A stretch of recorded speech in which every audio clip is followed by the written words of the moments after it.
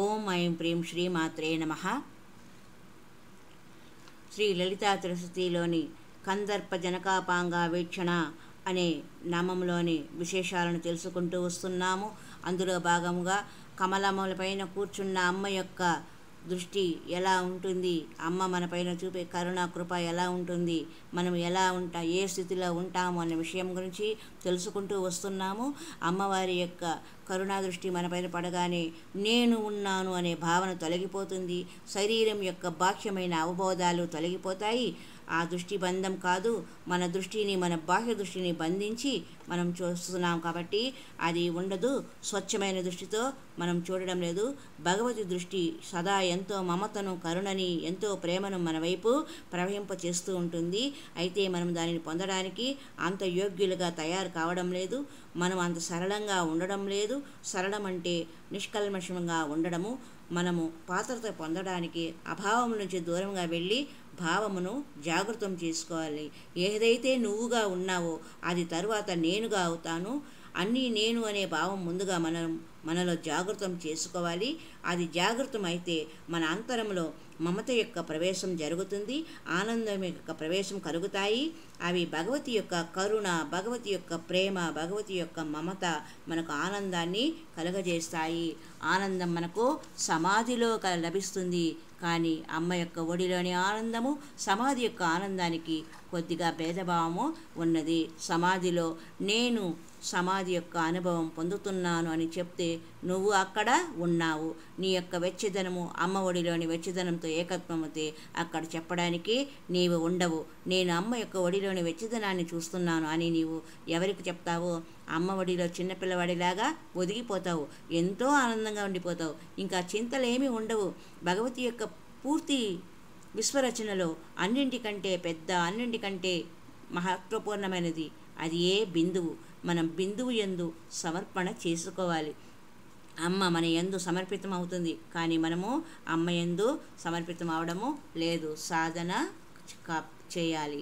దారిలో పడి ఉన్న కంకర రాయిని తొలగించుకొని దారిని సులభం చేసుకున్నట్లు, దారిని వేసుకున్నట్లు మనము మన ఆత్మ మార్గాన్ని సుగమము చేసుకోవాలి. కానీ మనము ఆ సరి అయిన శుభ్రపరిచిన దారిని, సుగమమైన దారిని చూడకుండా, సుందరంగా నీకోసం వేసిన దారిని చూడకుండా ఉన్నాము. దానికి కారణము మనలో ఉన్న అవిశ్వాసము, మనపైన మనకు విశ్వాసం లేకపోవడము, ఆత్మవిశ్వాసము సన్నగిలడము, మనలోని శంకనే దానికి కారణము.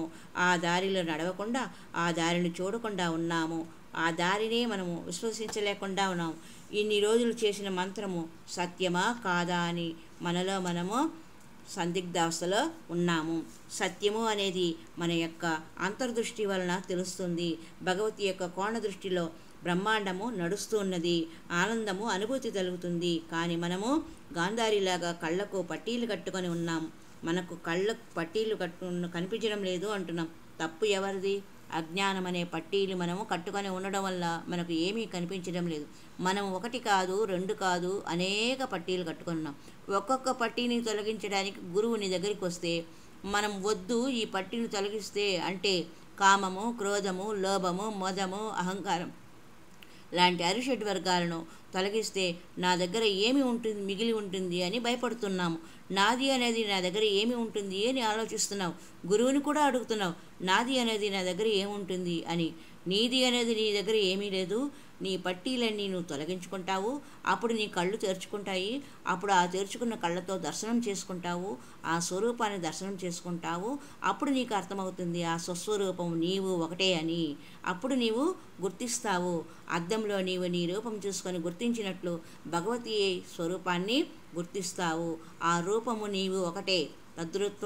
తద్రూపత్వంలో విలీనమవుతావు. మరియు తల్లీనతతో, తన్మయతతో నీవు కంస్థితికి వెళ్తావు. కంస్థితి నీకు ఎక్కడా లభించదు, అమ్మ ఒడిలో మాత్రమే లభిస్తుంది. నిస్సంకతో ఉపాసన చెయ్యి, సాధన చెయ్యి. ఏదో ఒకరోజు చరణాల దగ్గర కూర్చోవాలని ప్రయత్నిస్తావు. చరణాల దగ్గర కూర్చోవడం ద్వైతమవుతుంది, దూరం తెలుపుతుంది. చరణాల దగ్గర కూర్చోవద్దు. చిన్నపిల్లవాడు ఆడుకుంటున్నట్లు నిష్కళంకంగా అమ్మ ఒడిని చేరడానికి ధైర్యం తెచ్చుకో. ఆ ధైర్యంతో శక్తిని తెచ్చుకో. ధైర్యం శక్తిని ఇస్తుంది. ఆ శక్తిని ఇచ్చే సమయంలో నీవే అన్నీ, నీవే అంతా అని అంటే సరిపోదు. మన ప్రయత్నము ఉండాలి. మన ప్రయత్నం అంటే బాహ్యశుద్ధి, అంతఃశుద్ధి. వాటితో మనం రోజు చేసే కర్మలన్నీ చేస్తూ ఉండాలి. ఈ విధంగా మన ప్రార్థనలు కూడా చేస్తూ ఉండాలి. మన యొక్క సమస్య, మన ప్రార్థనలన్నీ భగవంతుడి దగ్గర డిమాండ్స్గా మారిపోతున్నాయి. ఆ ప్రతి దానిని మనము డిమాండ్ చేస్తున్నాం. మనం ఇప్పుడు బ్రహ్మ విద్యను కూడా గురువు దగ్గర, భగవతి దగ్గర కావాలని డిమాండ్ చేస్తున్నాం. అలా డిమాండు చేయకూడదు. అంటే మనకు ఇస్తేనే అని పట్టరాదు. అమ్మవారికి, భగవంతునికి, గురువు గారికి తెలుస్తుంది మనకు ఎప్పుడు ఏమి చేయాలి అని. ఒకసారి ఒక చిన్న ఉదాహరణ. ఒకసారి సాయిబాబా దగ్గరికి ఒక పెద్ద మనిషి దర్శనానికి వెళ్ళారు. ఆ సేటు సాయిబాబాతో బ్రహ్మ విద్య కావాలి, నాకు బోధించండి అని కోరారు. దానికి సాయిబాబా ఇప్పుడే ఇస్తాను, కాసేపు కూర్చోండి అని చెప్పారు. బాబా ఒక చిన్న పిల్లవాడి పిలిచి నందు సేటు దగ్గరికి వెళ్ళి 5 రూపాయలు తీసుకొని రాపో అని చెప్పారట. ఆ పిల్లవాడు పరిగెత్తుకుంటూ వెళ్ళి మళ్ళీ వెంటనే తిరిగి వచ్చాడు. నందు సేటు దుకాణము మూసివేసి ఉందని, డబ్బు తేలేదని చెప్పాడు. అది చూచి బ్రహ్మ విద్య కోసం వచ్చిన సేట్ బాబా, నాకు బ్రహ్మ విద్యనివ్వండి, నేను ఇంటికి వెళ్ళాలి అని చెప్పాడు. బాబా బ్రహ్మ విద్యను తన దగ్గర ఉన్న అల్మారాలో దాచినట్లు తీసి ఇవ్వమని అడుగుతున్నారు. బాబా రెండవసారి ఆ పిల్లవాడిని ఇంకొక చోటికి పంపించారు. మూడవసారి కూడా పంపించారు. డబ్బులు లేవని ఆ బాలుడు వెనక్కి వచ్చాడు.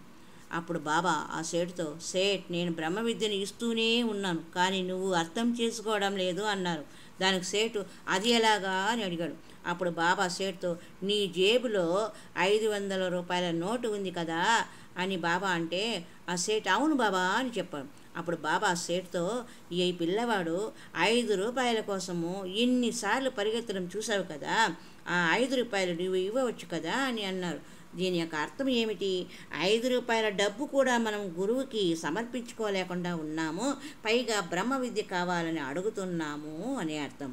రెండవ అర్థము, ఎప్పటి వరకు మనం అన్నిటి మీద వ్యామోహం పెట్టుకొని ఉంటామో అప్పటి వరకు బ్రహ్మ విద్య లభించదు. ఈ అరిషట్ వర్గాలనే పట్టీలను తొలగించుకొని పైసా అనే అహంకారం నుండి బయటపడి బ్రహ్మ విద్యను తీసుకొని వెళ్ళాలి. ఈ కథ వలన మనం అర్థం చేసుకోవాలి. ఏ విద్యనైనా మనము కొనలేము. విద్యల కోసము మనల్ని సమర్పితం చేసుకోవాలి. సమర్పితము అంటే 6 శత్రువులైన కామ, క్రోధ, లోభ, మోహ, మదమాశ్చర్యాలను శత్రువులను బయటకు పంపాలి. ఈ కామ, క్రోధ, లోభ మొదలైన వాటినంటిని అధికారి అహంకారం. ఈ అహంకారం మన నుంచి తొలగిపోతే అన్నీ పోయినట్లే. కానీ అందరికీ ప్రేమైన గుణము అహంకారము.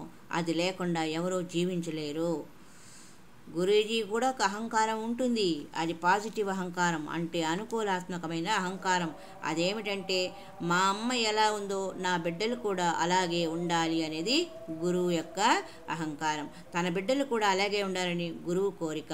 గురువు ఇచ్చకు అమ్మ యొక్క మమత తోడవుతుంది. హరి ఓం తత్సత్. మరికొన్ని మంచి విశేషాలతో మరి ఒక సంచికలో కలుసుకుందాం. హరి ఓం తత్సత్.